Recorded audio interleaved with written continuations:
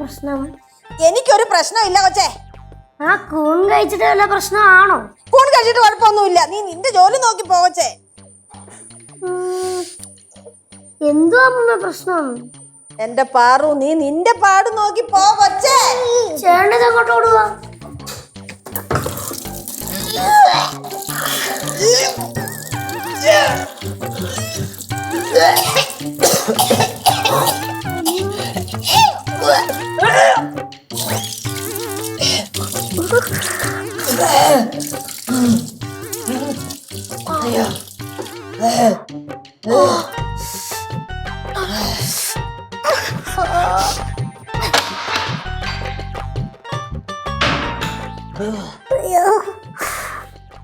ചേച്ചി എന്തോ കൊച്ചേ?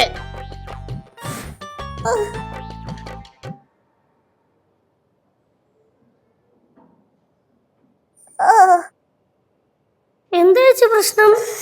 വയറുവേദന എടുക്കണ കൊച്ചേ. സംഗതി ഇപ്പൊ പ്രശ്നമായല്ല. അമ്മൂമ്മ ഊണ് ചതിച്ചതാ. അങ്ങനെ വരാൻ വഴിയില്ല മോനെ.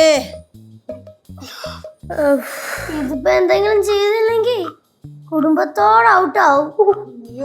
ആ കോളേജൊന്നും പറയാതെ കൊച്ചേ. മക്കളെ, ഈ അവസ്ഥ ഞങ്ങളെ രക്ഷിക്കാൻ നിനക്ക് മാത്രമേ പറ്റുള്ളൂടാ. നന്നേ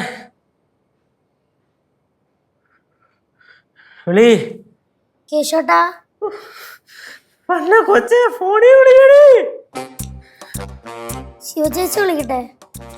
എന്തിന്? ഞങ്ങളുടെ 16-ന് വരാനാ? എന്നാ പിന്നെ ഭാഷങ്ങളെ വിളിക്കട്ടെ. ആംബുലൻസിന് വിളിയാണ് കൊച്ചേ. നമ്പർ എത്ര? 108 കൊച്ചേ. അപ്പൊ 3 നമ്പരേ ഉള്ള. വിളി കൊച്ചേ.